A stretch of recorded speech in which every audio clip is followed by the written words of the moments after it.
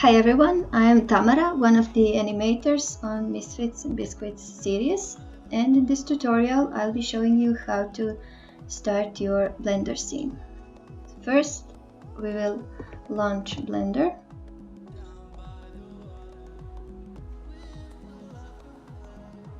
And create a new general file. Now I have already saved my startup file, which we will provide so you can also use it. You just have to save it as your default startup file. Here in the file, defaults, save startup file. Click on this and double check it. And now every time you create a new general scene, it will create this. I will just quickly guide you through these tabs which we created. Layout, as you can see, is a 3D space. Animation with reference is a 3D space with viewport window and reference window, inside which you can add your reference videos, audios, or whatever applies to your scene. Here in the animation split, you have the viewport and 3D space. You can choose with this view tab, viewport, whichever you want to use. Is it camera, top, bottom, front? You know it already.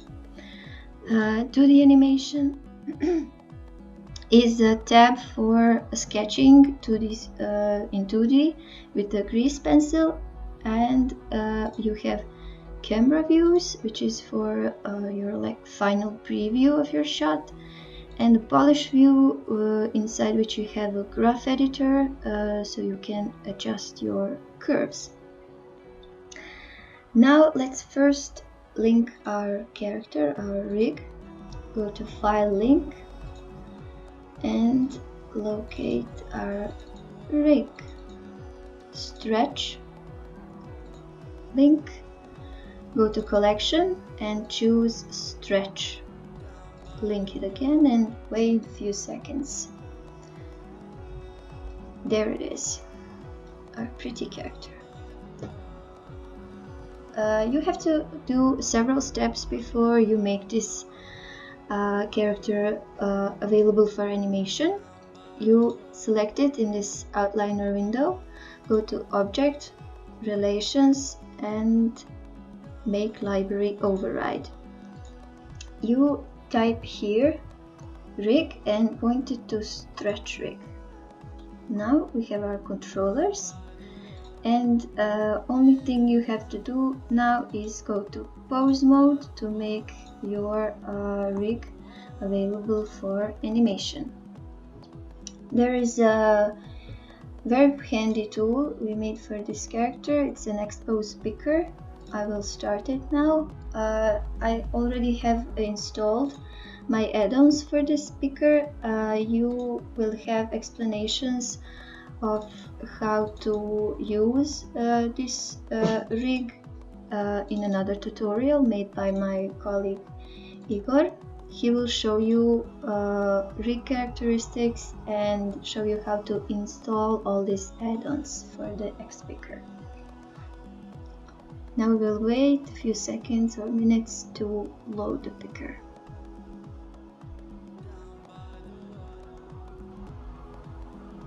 And there we are. Our picker window is loaded, and here you can select individual controllers manually by clicking on these buttons, or selecting multiple controllers very easily and quickly. I won't go into details how to use this picker. You will have the explanation in Igor's tutorial. I want to quickly show you now how to import video reference or audio reference. You go to this animation with reference tab and choose add movie or sound if you want to import only sound. I go to movie, find your movie location, and here you can see our video is loaded.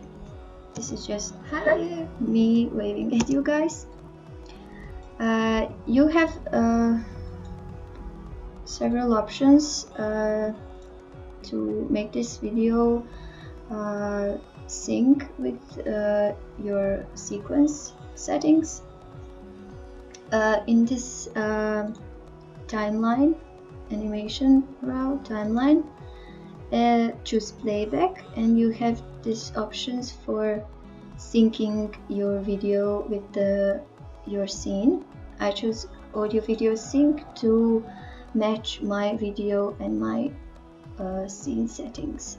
You can also here in the timeline you have to decide your shot length. Let's say this length of my reference is my shot length, and I will end it here in the 64th frame, and I have my selected area as my shot length. I can limit this playhead to not go off with this limit playhead to frame range option. So now it just sticks to my shot. Next thing I want to show you is about the cameras, how to add cameras and how to use them. You will notice here in the outliner, sorry, I will just put my character inside this characters collection here. In the cameras collection you have two different cameras already made. You can always add a new camera by going to this add option and click camera. So this adds a third camera. If you need it, you can add it. I don't need it and I will delete it now. I want to show you this face camera, what is it for and how to make it work for you. It's mainly made for the face expressions and the lip syncing of the character. So we will link it to the head controller here, and it will always follow the movement of the head. So select your face camera here, go to this little button to add an object constraint. I will exit this for now to show you. You go to this add object constraint, and under relationships you have child of. Click on that, and with the speaker you target this stretch rig, and in the bone section you type in the head. Okay, now it is linked to our head bone, and now it will move along with our head whatever we do with the character. You can quickly enter camera view with the 0 on your numpad, or exit very easily and quickly. And now I will show you when I move my character around. Whichever way I do it, the camera follows. That's it. Great. If you don't have these guidelines active for rotation and for movement, you can activate them here in this drop down menu. You have these object gizmos. I have my move and rotation selected. You can also select scale, but I don't use it that much, actually at all. And also you can disable your controller so you can very nicely see what you have done. You have also a keyboard shortcuts for moving and rotating your character. G is for movement, so if you press G you can move it freely around, or you press R for rotation, you can rotate it, or you can press S for the scaling of your character. You can also define in which direction you want to move. So if I press G and X, I move it only around the X axis. If you press, for example, R, Y, it rotates only along the Y axis. Handy. Now I will tell you something about the main camera. It's our actual camera through which we will view our shot. Now we have to activate it as it is an active camera of the shot, because if we press 0, now we enter the face camera. We select our main camera, go to View, Cameras, and set Active Object as Camera. And that will turn our camera into active camera. Now I will watch the viewport of the camera here, and I will quickly adjust it in this 3D space. Let's say this is okay, and now I want to tell you about actions, how to add them and how to use them. Blender uses actions so you can add multiple animations at the same character inside this same scene, or you can reuse them later in your other scenes. You just have to append them. So in this action editor tab, you have your actions here. If you want to add a new action, you have to make action for your cameras and your rig. You go to this button which tells new action. I've added a new action and I will name it in the same convention as I named my Blender scene. Only a slightly variation is here in this here we had animation for the shot, and here is AA for action. So I will copy this, paste it, and instead of stretch I will type in camera, because this is an action for our camera if we want to animate it. For the character, the same thing is you have to add a new action. Type in now the stretch it is, and we have our action for the character. If we want to add keyframes and to animate our character, you can do it in different ways. One of the easiest is when you activate this auto keying button. It means that if you select your controller and manipulate with it, it will automatically add the keyframes by itself. If you do not want to add auto keyframes, you can add them manually by clicking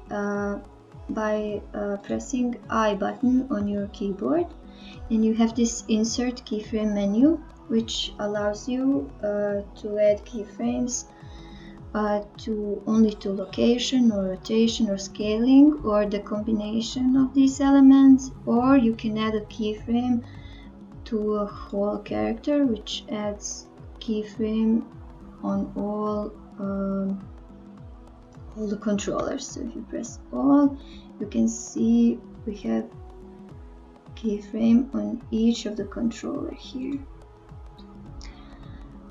By default, the interpolation of these keyframes is set to constraint. If we want to change our default interpolation, we go to Edit, Preferences, and here under Animation, we have default interpolation. Mine is set to constant, but you can change it any way you want it. Let's say you want to be Bezier. Okay. You can also change the interpolation of your keyframes here by selecting them and pressing T on your keyboard and choosing what kind of interpolation you want. I won't bother you further with animating the character. I want to show you quickly how to make a play blast of your scene. So here first we need to adjust camera settings and our saving settings. Camera settings you have under this button with the camera here, where you can adjust the camera properties, focal length, camera size, and many different options. Here in this little printer you have our scene settings, which are already set in this default startup file by this resolution which is used, and here we have an output folder. We want to place it here, let's say. Okay, encoding, this is all already set for inside this startup file, so you don't have to bother with it. How do we actually make this play blast? So our camera doesn't have a keyframe, so it ran off. I will adjust it quickly again.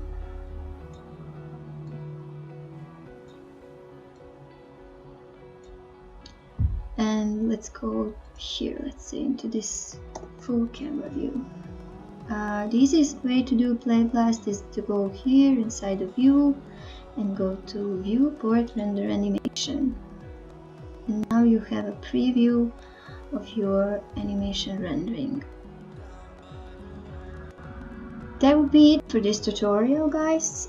Thanks for watching, and I hope you will enjoy working with our tribe and have fun playing with our rigs. Bye!